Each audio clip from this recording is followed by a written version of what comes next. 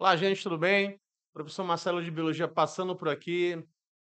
Muito feliz de estar aqui com a galera do Aprenda Aqui para a gente comentar um pouco sobre a prova, tá? E tem um spoiler, né, sobre o que a gente espera para a próxima prova, agora dia 7 de dezembro, a prova de CN.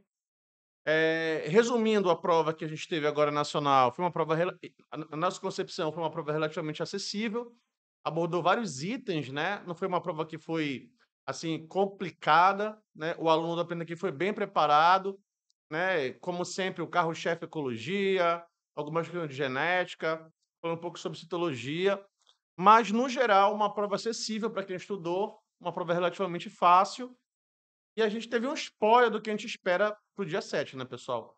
Então, baseado nisso, a gente vai resolver algumas questões importantes que a gente acha, tá? E dá também para servir como uma revisão para o próximo episódio, né, pessoal? Muito bem, vamos lá, vamos trabalhar. Bem, uma primeira questão importante que a gente imagina que possa cair na prova é a questão de número 103, tá, pessoal, dessa última prova do Enem agora, que é a prova azul, né. Vamos lá então, pessoal, acompanha com a gente, ó. Olha o que ele fala pra gente. A deficiência da enzima lipase ácida causa uma doença em que o portador apresenta células que não degradam, não quebram colesterol esterificado nem triglicerídeos, resultando no depósito desses compostos em diversos órgãos, principalmente no fígado. Olha o que ele fala, pessoal, essa doença resulta na insuficiência funcional de qual estrutura celular? Certo, gente? É aquela questão básica da prova que o aluno sabe ou não sabe. Ele tinha que ter conhecimento biológico, a gente comentou muito aqui, professor. Eu, professor Fernando, professor Lucas, a gente comentou muito aqui. Eles foram muito bem preparados para fazer em casa essa prova. E agora para meter ficha. Bora lá. Vamos lá, então. Algumas palavras-chave importantes para a gente, ó. A deficiência da enzima lipase ácida. Uma primeira importante aqui que ele fala é sobre essa característica ácida para a prova. Então, a deficiência da enzima lipase ácida causa uma doença em que o portador apresenta células que não quebram colesterol e nem triglicerídeos, resultando no depósito desses compostos em diversos órgãos, principalmente no fígado. Vamos lá, então. Vamos entender primeiro. Peguei a prova. Vamos entender o que a prova fala para gente. O que acontece é o seguinte, pessoal. Vamos lá. O nosso corpo tem algumas fontes de colesterol. A primeira é o colesterol da alimentação, tá, pessoal? Que é o triglicerídeo. Uma segunda fonte seria o colesterol que o nosso fígado produz. O nosso fígado é responsável por aproximadamente 70 a 80% do colesterol endógeno, tá? E o que acontece? Geralmente nós temos enzimas que vão quebrar esse colesterol. A partir do momento que o nosso corpo tem uma capacidade de não produzir a enzima ou de produzir colesterol em excesso, o paciente, por exemplo, pode evoluir para um caso de estetose hepática, que é a gordura no fígado. Mas na questão, ele deixa bem claro que tem uma deficiência na lipase ácida. Então já dá para a gente entender mais ou menos, tá? Que a gente vai ter um comprometimento na digestão. Vamos lá então. Essa doença resulta na insuficiência funcional de qual estrutura? A letra A fala lisossomo. Olha, ó, vamos lá. A palavra lise na biologia quer dizer quebra e a palavra somo quer dizer corpo. A gente vai guardar essa informação para a gente falar mais daqui a pouquinho. Vamos no distrator aqui, ó. A letra B fala ribossomo. Não dá, gente. Por quê? O ribossomo ele vai ser muito importante para a gente fazer a produção de proteínas. Então, por exemplo, alguns órgãos que são muito ricos em produzir proteínas, como, por exemplo, pâncreas, tireoide, eh, tireoide, a hipófise, elas vão ter que ter uma célula muito rica em ribossomo, não pode. A letra C fala sobre mitocôndria, que é como se fosse a equatorial da célula, a fonte de energia. A mitocôndria é responsável pela produção de energia e respiração celular. A letra B também não pode, porque ele fala sobre peroxomo. Olha, peroxomo é uma organela, é um pequeno órgão da célula que é responsável pela degradação da água oxigenada, o peróxido de hidrogênio. O que acontece? Toda vez que o nosso corpo metaboliza a gordura, né, o lipídio, o nosso corpo libera H2O2, que é água oxigenada. Como ela é muito tóxica para a célula, o nosso corpo produz uma enzima que vai quebrar ela e vai diminuir essa toxicidade. Não está relacionado com o texto base. A letra E fala retículo endoplasmático liso. Bem, vamos lá. Primeiro, bora entender o que é o retículo endoplasmático liso. Quando nós falamos de retículo endoplasmático liso, a primeira coisa que nós temos que lembrar para a prova é que ele é liso porque ele não tem aqueles grãos de ribossomo. Isso faz a superfície externa dele ser lisa. Como ele não tem grãos de ribossomo, ele não produz proteínas. Aí vocês podem perguntar assim, mas Marcelo, e para que serve então? Muito fácil, vamos lá. Olha só, o retículo endoplasmático liso, a primeira coisa que ele vai ser importante é fazer desintoxicação. tá? Então vamos lá, como é que pode aparecer na prova? O réu, que é o retículo endoplasmático liso, vai fazer desintoxicação de 3 substâncias: do álcool, da medicação e dos nutrientes. Um por um. Imagina, por exemplo, que um paciente ele fez uma alimentação de proteínas, tá? Quando a gente ingere proteína, essa proteína é degradada, ela é catabolizada em aminoácidos. Se tu pegar a palavra aminoácido, vem do grupamento amina, o NH2, e do ácido carboxílico, lá da carboxila. Qual é o grande detalhe? É que essa amina ela é altamente tóxica para o corpo.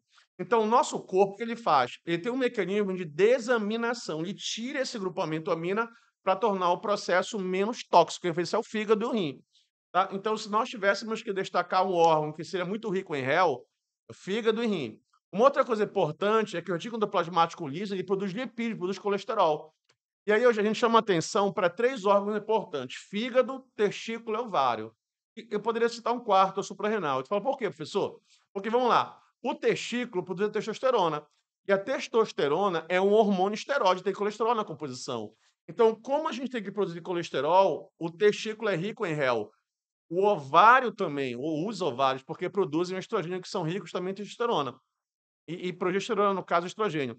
É por isso que quando a gente pega uma paciente, por exemplo, que tem obesidade mórbida ou um grau elevado de obesidade, que nós administramos estatina, que é uma medicação que diminui a taxa de colesterol, ela pode evoluir para um caso de hipogonadismo, que é quando o paciente começa a produzir pouco hormônio sexual por ter uma baixa taxa de gordura no corpo, tá bom? Um outro algo importante, rico em réu, seria as nossas suprarrenais, as nossas glândulas que ficam em cima dos rins, tá? Por isso que o nome é suprarrenal, porque elas produzem os nossos corticoides.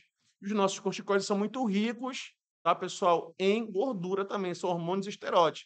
Então, a alternativa correta, lisossomo.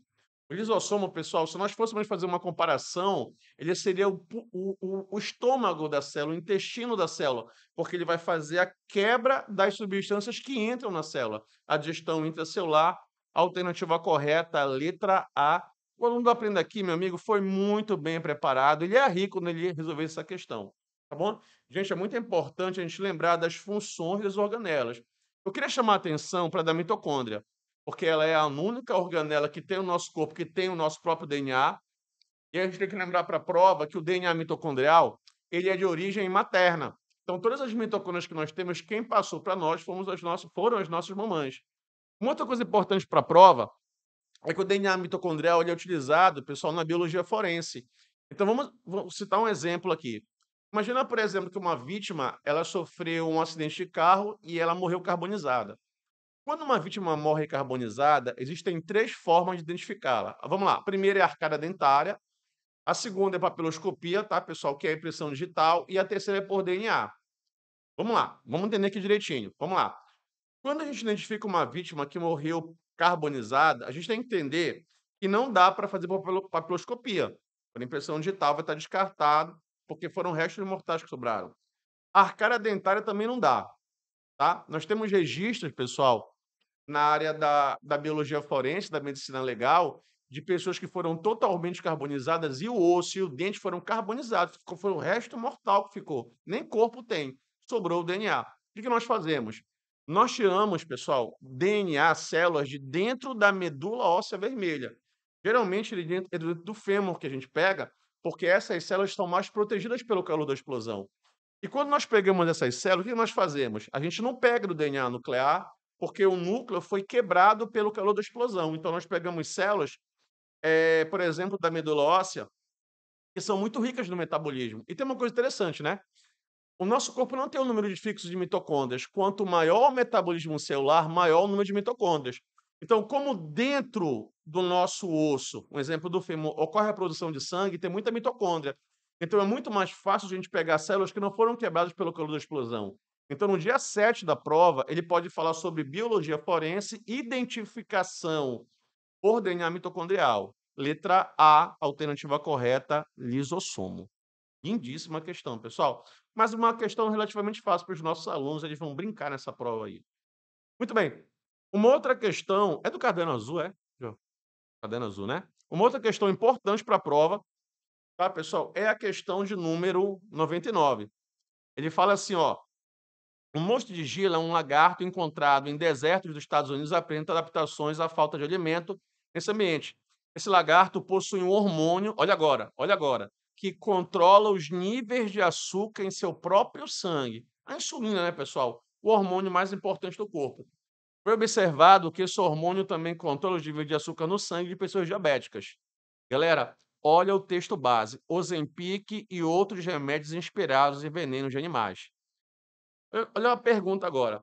Considerando que animais de um mesmo grupo taxonômico podem apresentar características adaptativas semelhantes em ambientes similares, onde seria mais provável encontrar lagartos com essas características no território brasileiro?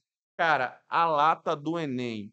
Gente, tem uma parada que é muito importante que ele fala, é que ele fala assim, é que esse lagarto é encontrado em regiões do deserto. Então pensa comigo, como é uma região do deserto, é um clima semiárido. Um clima muito próximo do que a gente encontra na Caatinga, tá. Então, ele fala também que o animal possui um hormônio que controla os níveis no próprio sangue. E foi observado também que esse hormônio controla os níveis de açúcar em pessoas diabéticas. Aí ele pergunta assim, na perguntinha interessante, ó. Considerando que animais do mesmo grupo taxonômico podem apresentar características adaptativas, tá? Adaptativas aqui, ó. Palavra-chave para a gente resolver. Semelhança em ambientes similares, né, onde seria mais provável encontrar lagartos com essas características de território brasileiro.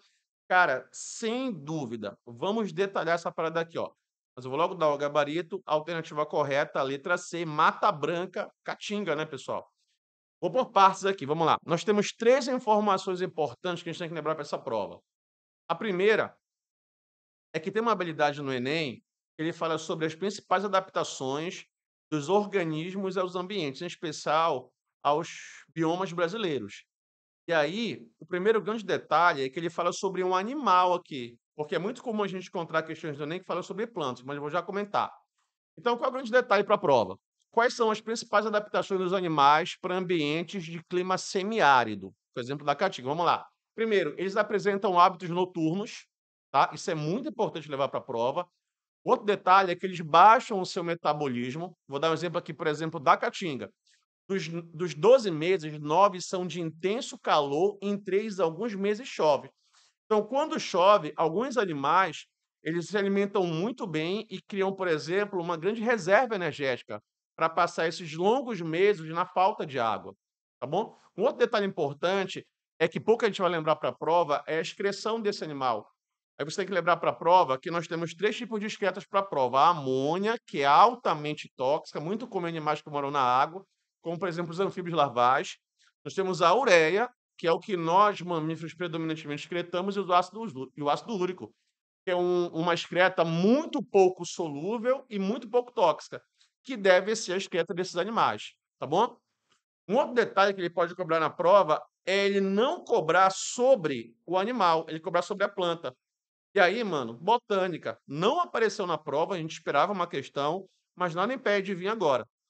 Então vamos lá. Quais são as principais adaptações dos vegetais para ambiente de clima semiárido, por exemplo, na Caatinga? Vamos lá. Primeiro, olha, ó, a raiz do vegetal ela é desenvolvida e profunda para alcançar o lençol freático, tá bom? 2, eles têm um parênquima aquífero, que é o parênquima de água altamente adaptado para armazenar água. Uma das coisas mais fantásticas da biologia. A folha do vegetal ela é diminuída para tentar diminuir a perda de água para o meio ou transformada em espinha epinescência.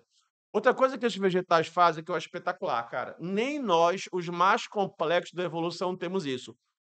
Os vegetais que moram em ambientes de clima semiárido apresentam um hormônio chamado ácido abscísico. Na botânica, a palavra abscisão quer dizer queda. Então, o nome do hormônio já diz muita coisa para a gente. Se o nome é ácido abscísico, esse hormônio vai estimular a queda das folhas e das flores e dos frutos nos momentos que está, vamos dizer assim, que está em estresse hídrico, está faltando muita água. Aí você pergunta assim, mas professor, por que é necessário para uma planta derrubar a folha? Bora pensar. Uma angiosperma, que é a planta mais complexa, ela tem 6 órgãos: raiz, caule e folha, que são órgãos não reprodutivos, não tem a ver com reprodução, a flor, o fruto e a semente. Desses 6 órgãos, um dos órgãos que a planta mais gasta energia é com a folha, porque na folha acontece 4 eventos importantes: a fotossíntese, a respiração celular a transpiração e evapotranspiração. Manter a folha no momento onde o estresse ambiental ele está muito alto, para a planta é um gasto energético muito alto. Então a planta fala assim: vamos jogar essas folhas fora, vamos esperar esse momento de estresse ambiental passar. Quando as condições ambientais voltarem a ficar propícias, a gente floresce de novo. É uma adaptação fantástica. Nem nós temos essa capacidade. Só que tem um detalhe para a prova. É que essa capacidade de mandar as folhas embora é um estímulo fisiológico a longo prazo. Daí o nome mata branca, porque quando os vegetais mandam essa, essa folha embora com a clorofila, a cor da vegetação da caatinga muda, daí o nome mata branca. Agora, se ele cobrar na prova a curto prazo, um dos principais detalhes importantes para a prova é o seguinte: nós explicamos para vocês que na folha da planta tem uma abertura chamada de estômato, que na medicina quer dizer boca, quer dizer poro. Tanto prova que estomatite é inflamação da boca. Então, bora pensar? Bora pensar assim. Olha só, pensa comigo. O estômato é um poro que a planta ela tem na folhinha. Pensa comigo. É por esse poro que entra o gás carbônico, que é um reagente na fotossíntese, e é por esse poro que a água sai na forma de vapor, na forma líquida. Tudo bem? Pensa comigo. Se uma planta deixa o estômago aberto de dia, aí tu fala assim, mas professor, é bom porque entra gás carbônico. Verdade, filho, tirou 10. Só que um detalhe, é que se o estômago ficar aberto de dia, o que esses vegetais fazem? Eles vão perder água de dia, vão transpirar muito e vão morrer de sede num local onde perder água é essencial. Então, assim, cara, a evolução é fantástica, meu amigo. O que esses caras fazem? Um exemplo desse cara é o seguinte: nós temos vegetais que têm metabolismo CAM. O que é o metabolismo CAM? É o metabolismo do ácido das crassuláceas. Um exemplo de quem faz isso é o abacaxi. Olha o que o abacaxi faz, cara. Que coisa espetacular. Pensa comigo, olha só. Se o abacaxi deixar o estômago aberto de dia, ele vai perder muita água, vai desidratar e vai morrer. Por outro lado, se ele fechar o estômago, o gás carbônico não entra e não faz fotossíntese. Qual a estratégia evolutiva? Olha o que eles fazem. De dia, esses vegetais, como o cacto, o abacaxi, eles fecham o estômago, aí eles evitam a perda de água para o meio. Só que, por outro lado, não entra gás carbônico e se inviabiliza a fotossíntese. O que eles fazem? Eles abrem os estômatos de noite. Aí tu fala assim, mas professor, tranquilo, eu não consigo entender que eles vão evitar a perda de água à noite. E o gás carbônico? Olha que coisa fantástica. Olha que coisa interessante, né? Como eles abrem o estômago à noite, presta atenção, eles perdem pouca água e o gás carbônico entra. O que acontece? Olha os meus amigos da química aqui olhando. Quando o gás carbônico entra, o vacúolo da planta, ele transforma o gás carbônico em ácido málico, que é uma substância que é armazenada até de manhã. Professor, por que até de manhã? Porque de manhã tem os primeiros raios de sol, então dá para fazer fotossíntese. Aí sabe o que acontece? Fecha o estômago, eu pego esse ácido málico, transformo em gás carbônico e a planta está preparada para fazer fotossíntese. Cara, que viagem espetacular é a botânica, cara. Vai certo para a prova que vai aparecer uma dessa daí, tá bom? Então, tá na chuva correta, letra C, Caatinga. Uma outra coisa importante para a gente comentar para a prova, pessoal, é sobre a diabetes, pessoal, carro-chefe de fisiologia humana, né? Vamos lá, vamos entender aqui, ó. Primeiro, eu vou mostrar 3 momentos para a gente: o metabolismo normal, a diabetes tipo 1, a diabetes tipo 2. Vou falar da diabetes tipo também em si. Vamos lá, um por um. Primeiro, para entender o seguinte, pessoal, vamos lá. O açúcar, ele é um dos 4 pós brancos que mais matam no mundo, junto com o sal, o trigo e a cocaína. Então, o excesso de açúcar no vaso, ele leva a uma lesão, chamada de lesão vascular. O que acontece, pessoal? Vamos pensar, quero que você pense, você é inteligente, vamos lá. O que acontece? Seguinte, quando uma pessoa ingere açúcar, o nível de açúcar no sangue aumenta muito, e isso causa lesão vascular. Imagina o vaso sanguíneo e o excesso de açúcar passando. O excesso de açúcar, ele lesiona o vaso. Vocês podem perceber, todo paciente diabético descompensado tem lesão vascular. Eu vou dar 2 dados para vocês que vão assustar vocês. A diabetes é a principal causa de cegueira no mundo. Aí tu pergunta: "Por quê, Marcelo?" Porque pensa comigo, os vasos sanguíneos dos olhos são muito finos. Então o que acontece, pessoal? O excesso de açúcar, ele lesiona os capilares dos olhos. Isso faz com que o sangue não chegue perfeitamente, levando a uma incapacidade de formar e receber a imagem. levando à cegueira. É a principal causa de cegueira no mundo. Outro detalhe importante é o seguinte, e agora quem mora com diabético vai se ver nisso que eu vou falar. Quem mora com diabético tem medo de cortar a unha do diabético, porque sabe que um corte errado não vai cicatrizar. Aí tu pergunta, mas por quê, professor? Muito fácil. Pensa, por exemplo, o ralo que você está dando no pé. Imagina que eu tenho um paciente descompensado diabético, certo? Que não usa insulina, não faz atividade física, não tem preocupação com a alimentação. Como tem muito açúcar chegando, o vaso está lesionado. Cortei errado, não cicatriza, o vaso vai morrer, não vai chegar tecido no oxigênio, e a tendência é que aquele órgão morra da amputação. Beleza, mas vamos lá. Aí tu fala assim, professor, quer dizer então que toda vez que eu comer açúcar isso vai acontecer? Não.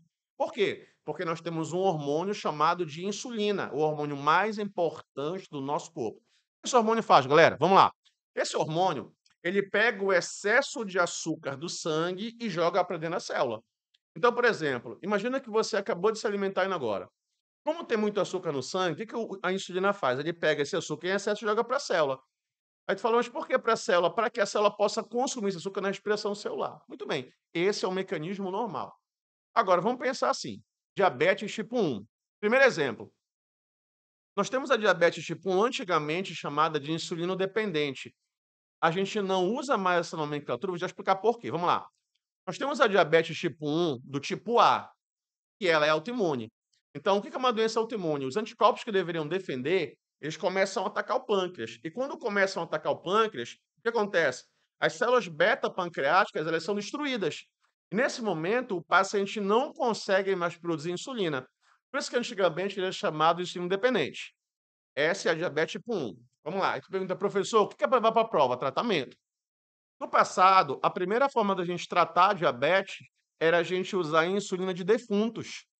Mas nós temos uma grande limitação, porque o mesmo órgão que produz a insulina, que é o pâncreas, produz a tripsina, que é um hormônio que degrada a insulina. Por isso que o paciente diabético não pode ingerir a insulina.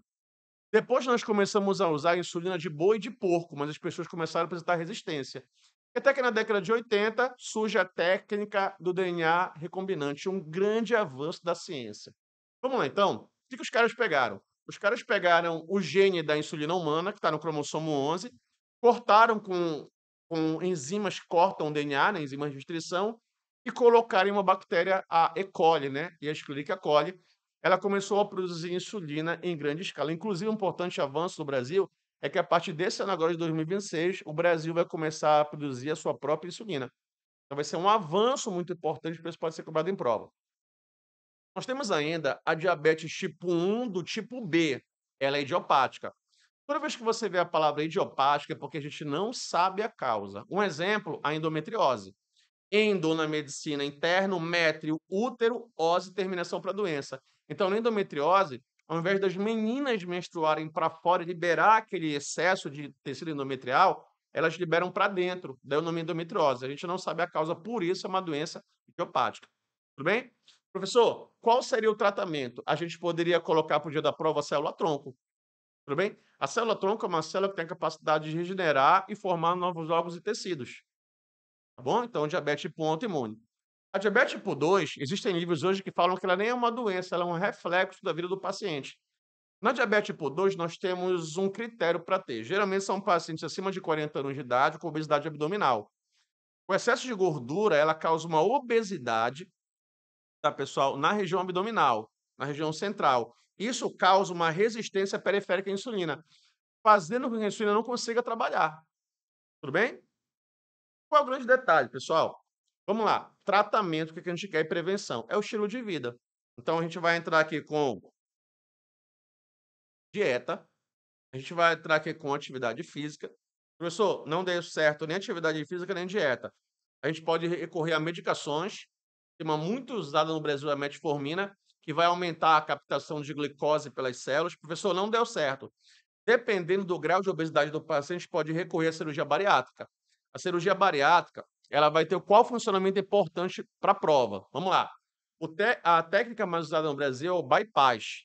Qual é o bypass? A gente vai cortar o estômago, vai diminuir o tamanho do estômago. Em um paciente não bariátrico, geralmente o estômago consegue armazenar 2 litros de comida.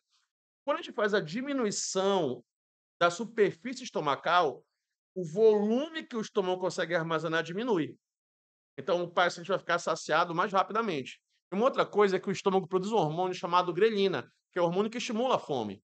Então, a partir do momento que eu tiro do estômago a capacidade de produzir grelina, a fome do paciente cai e a saciedade vem mais rápido.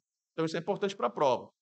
E ainda a gente pode usar uma coisa que a gente comentou muito durante o ano e também apareceu muito nas redes sociais, a semaglutida, usada no Brasil popularmente com o nome de Ozempic. Qual é o grande detalhe, pessoal? Toda vez que nós nos alimentamos, o nosso estômago produz um hormônio chamado GLP-1. E esse GLP-1, ele é um hormônio que ele manda uma mensagem para o cérebro, que é o centro da fome, tá, pessoal? Para dar saciedade. A segunda coisa que esse hormônio faz é que ele retarda o esvaziamento gástrico. Então, ele faz o alimento ficar mais tempo no estômago, dando ao paciente uma sensação de saciedade. Tudo bem? Então, esses seriam as principais medicações e tratamentos para diabetes tipo 2. Nós temos ainda a diabetes insípido, que é quando o paciente não produz o ADH, que é um hormônio que absorve água. Ele evita a desidratação. A partir do momento que o paciente não tem o ADH, o paciente urina muito. A terminação úrea na urina, na medicina, é terminação para urina, né? Então, por exemplo, a poliúria, o paciente urina muito. Aqui os nossos amigos da química. O nosso sangue, em relação às células, ele é isotônico. É por isso que as nossas células não ganham nem perdem água para o meio. A partir do momento que uma pessoa começa a perder muita água, o sangue ele fica com meio concentrado, dando uma falsa ideia ao paciente que tem muito açúcar no sangue, daí a diabetes insípido, tá? A falsa diabetes. Então, muito importante, uma questão espetacular do Enem aqui que ele comentou pra gente, tá bom? Bem, para fechar, teve uma questão aqui que a gente vai procurar rapidinho bem aqui assim, uma questão também que é muito importante para a prova. Dá uma procurada nela bem aqui assim. Cadê? Rapidinho aqui. Passamos. Tá aqui. Questão de número 104, para a gente fechar. É uma questão sobre, cara, meus queridos, tem uma habilidade no Enem, duas, na verdade. A habilidade número 9 e a habilidade número 30, elas são de extrema importância para a prova, porque elas falam sobre medidas de conservação, preservação coletivo e individual, para a gente ver a ideia dos problemas ambientais, dos impactos ambientais, como você queira falar. Que questão espetacular. Ele fala assim, ó, a quantidade de gás carbônico na atmosfera da Terra aumentou em 50%. A temperatura está agora a cerca de 1,2 graus Celsius mais quente em comparação com o século XIX. O ritmo de aumento da temperatura precisa diminuir se quisermos evitar as piores consequências das mudanças climáticas. Cientistas afirmaram que o aquecimento global precisa ser mantido de 1,5 grau até o ano de 2100. No entanto, a menos que outras ações sejam tomadas, o planeta ainda pode aquecer mais de 2 graus até o final deste século. Na prática, os países precisam enfrentar as mudanças climáticas com ações mitigadoras. O Enem ama esse verbo, que reduzem tanto as emissões quanto os níveis de CO2 na atmosfera. Olha como é espetacular, cara. Qual ação mitigadora auxilia na remoção desse gás presente na atmosfera, reduzindo seus níveis? Primeiro, o aluno ia ter que lembrar o seguinte: ele ia ter que lembrar um pouquinho do ciclo do carbono, tá? E bora pensar o seguinte: olha só. Vamos lá. Primeiro, nós temos a atmosfera, que é a nossa camada de gases, que tem uma quantidade baixa de gás carbônico, viu? Os estudos mostram, prestem muita atenção nessa explicação, pessoal. Os estudos mostram que existe menos de 1% de gás carbônico na atmosfera. Aí tu fala assim, mas professor, desde que eu me entendo por gente, a gente ouve falar e escuta que tem muita emissão de gás carbônico para a atmosfera, é verdade. Mas nós temos que lembrar que isso é um ciclo. Tá? Sabe por que tem pouco lá? Porque a maior parte do gás carbônico está nos nossos corpos. Todos nós somos muito ricos em matéria orgânica. Os animais, as plantas, as algas, tá, pessoal? As bactérias, os fungos. Então, como tem muita matéria orgânica armazenada nos nossos corpos, tem uma baixa quantidade de gás carbônico na atmosfera. O grande detalhe é que o gás carbônico ele tem algumas características físico-químicas que são importantes para a retenção de calor. E qual é o grande detalhe? Vamos lá. O grande detalhe é a gente não liberar esse gás carbônico ou a gente ter capacidade de absorver, que a gente chama de sequestro do carbono. Foi isso que ele cobrou na questão. Quando ele fala da ação mitigadora, ele quer uma ação que pudesse diminuir, que pudesse atenuar essa liberação. Pergunta: qual ação mitigadora auxilia na remoção desse gás? Vamos lá. Eu vou começar aqui pela letra E. Ele fala assim, ó. Olha aí o que ele fala, pessoal. Qual ação auxilia na remoção desse gás presente na atmosfera e do disponível? A letra E fala: produzir menos resíduos sólidos urbanos. Aí tu fala assim, professor, bacana. Realmente isso seria uma capacidade de evitar a liberação. Verdade. Só que olha o que ele perguntou, pessoal, ele quer a remoção. Ele quer que, e é importante abrir um parêntese, porque quando a gente fala da ação antrópica, a relação da ecologia, a gente sempre pensa que é prejudicial, e não é. Existem algumas ações antrópicas, pessoal, que podem prever a prevenção, a preservação, a conservação do meio ambiente. A letra E fala produzir menos resíduos, beleza. Só que quando tu fala que tu vai produzir menos resíduos, tu não tem a capacidade de remover esse gás, não pode.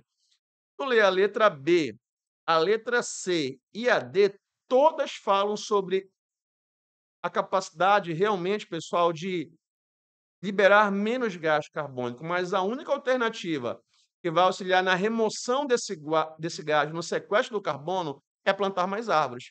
Porque quanto mais árvores eu planto, mais fotossíntese a planta faz. E quanto mais fotossíntese a planta faz, mais carbono a gente absorve. Cara, olha que coisa espetacular. Agora, início do ano, os biólogos da UFPA, eles fizeram um trabalho na qual eles começaram a distribuir pelas ilhas periféricas da região metropolitana de Belém, colmeias de abelha sem ferrão. Coisa fantástica. Tu falou assim: "Mas qual é a relação?". Tudo, Enem, cara, olha, pensa comigo, quanto mais abelha eu tenho, mais eu polinizo, e quanto mais eu polinizo, mais planta tem, e quanto mais planta tem, mais sequestro do carbono eu tenho. Tudo bem? Olha que detalhe interessante, né, cara. Eu vou citar um exemplo, cara, do açaí, que pouca gente sabe. É espetacular isso, cara. Olha só, olha só. Como é que o açaí se reproduz para a gente fechar isso aqui, ó? Olha só. O nome científico do açaí é Euterpe oleracea. Olha que coisa interessante, cara. O açaí é uma planta monóica, é uma planta hermafrodita. Ou seja, ela produz tanto o gameta masculino, que é o núcleo espermático, quanto o gameta feminino, que é a osfera. Aí tu fala assim: "Pô, professor, filé, porque dá para fazer autopolinização". Não dá, porque os gametas são produzidos em épocas diferentes. É como se o gameta masculino, ele germinasse, abre aspas, ele tivesse maduro primeiro que o feminino. Então, por mais que ele produzisse os 2, essa capacidade de autopolinização, ela é limitada pela produção de gametas em épocas diferentes. Vou dar um exemplo para ti.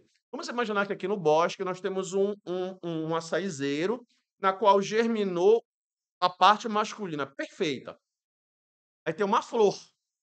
A flor do açaizeiro tem a cor para chamar o agente de polinização, tem o cheiro e tem o néctar. Vai atrair a abelha, vai atrair o besouro, vai atrair agente de polinização. Quando esses animais pousam na flor, o grão de pólen, que é totalmente adaptado para essa capacidade, gruda no corpo do polinizador. Esse polinizador voa lá para o mangal. Quando ele chega no mangal das garças, por exemplo, já tem uma planta agora de açaí, né, o terpe, só que quem está agora maduro é a parte feminina. E ao pousar, ele libera o grão de pólen. Olha aí, ó, o nome grão de pólen. Grão de pólen é um gameta masculino. Ele ajuda no sexo das plantas, que é a polinização. E uma coisa importante, ó, levando para a botânica, que é o grão de, o tubo polínico. O tubo polínico, ele foi de extrema importância para a gente, porque ele tornou o processo de reprodução sexuada independente da água. É de extremíssima importância para uma planta não precisar de água para se reproduzir.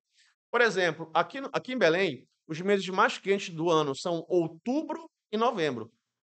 Então, por exemplo, nesses meses, o índice pluviométrico é relativamente baixo.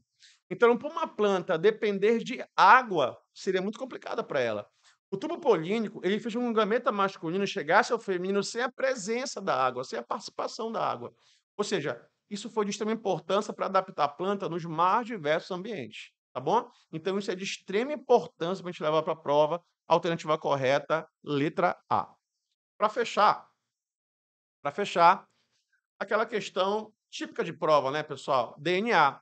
qual é a molécula mais importante de toda a ciência? A molécula de DNA, o ácido desoxirribonucleico. Vamos lá, pessoal.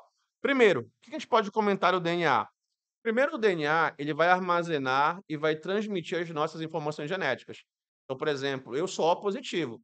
Então, o meu DNA, ele dá informação genética para isso. Olha que coisa interessante, o meu filho de 12 anos, o Davi, ele também tem sangue O positivo. Então, o meu DNA transmitiu essa informação genética. Então, o DNA ele é muito importante para armazenar e para transmitir as nossas informações genéticas. Uma outra coisa importante para a prova é que o DNA ele pode ser transferido tanto para organismos de mesma espécie ou de espécies diferentes. Eu chuto uma questão para a prova, bora lá? Valendo, olha, ó. Tem uma tem um processo de edição genética, prestem atenção, chamado de terapia gênica. Eu vou te ensinar. Por exemplo, imagina que a gente tem uma paciente que está grávida e ele tem um embrião. Esse embrião, vou dar um exemplo. Imagina que ele tem o gene C, e o gene C é responsável por fazer ele produzir anticorpos. Então, esse paciente tem anticorpos, ele é imunocompetente, vai conseguir combater as infecções. Perfeito, prof. Agora, imagina que eu tenho um paciente, presta atenção, que durante o desenvolvimento embrionário, filho, ó, ele perdeu o gene C. O gene C foi deletado. Então, isso significa que esse paciente não tem anticorpos. Por conta disso, ele vai ter uma imunodeficiência genética grave. Isso é uma deleção, uma mutação. Por conta disso, esse paciente não vai conseguir viver uma vida igual a nossa, ele vai ter que viver preso dentro de uma bolha, deu o nome de doença da bolha, tá bom? Só para você ter uma ideia, em décadas atrás, a expectativa de vida era de apenas 2 anos de idade. E aí, mano, veio a terapia gênica. A palavra terapia na medicina quer dizer tratamento, tratamento com genes. O que os caras fizeram hoje? Então imagina que esse paciente não tem o gene, mas eu tenho um paciente que tem. Se eu tenho um paciente que tem esse gene, eu posso pegar esse gene saudável, eu posso transferir esse gene para esse paciente que não tem. Como eu estou transferindo o DNA e o DNA transmite informação genética, esse gene vai transmitir informação para produzir anticorpos. É a terapia gênica. Por que eu estou falando isso? Porque chegou no Brasil ano passado a medicação, uma das medicações mais caras do mundo. E essa medicação, ela usa um vetor viral com o gene responsável por produzir fatores de coagulação para tratar e curar a hemofilia, que é um mecanismo na qual o paciente ele tem uma deficiência na coagulação sanguínea. Isso de extrema importância. Uma outra coisa muito importante que ele comentou também esse ano, e foi muito comentado aí nas redes sociais, foi a reextinção do lobo terrível. O que os caras fizeram? Os caras pegaram o DNA de um lobo extinto há 12.000 anos. Eles pegaram genes e eles transferiram o gene do lobo do lobo terrível para o lobo atual. E esse lobo atual recebeu e expressou o gene e começou a apresentar características. Isso é um transgênico, porque ele recebeu e expressou material genético de uma outra espécie, tá bom? Então tenham atenção com essa transferência de material genético. Teve uma questão que ele apareceu agora sobre ciclo circadiano, mas eu peço que vocês dêem uma olhada, mas lembra que o DNA transmite informação genética, tá bom? Bem, pessoal, a gente comentou alguns assuntos importantes para a prova. A gente espera todo mundo essa semana já para a gente começar a nossa revisão presencial, né? E no dia 29 e no dia 6 de dezembro, nós esperamos vocês em loco para a gente dar aquelas últimas dicas, tá? Para colocar vocês de cara para o gol, para tudo certo. Os nossos alunos foram muito bem preparados. Eu tenho certeza da nossa aprovação. Beijo, tamo junto.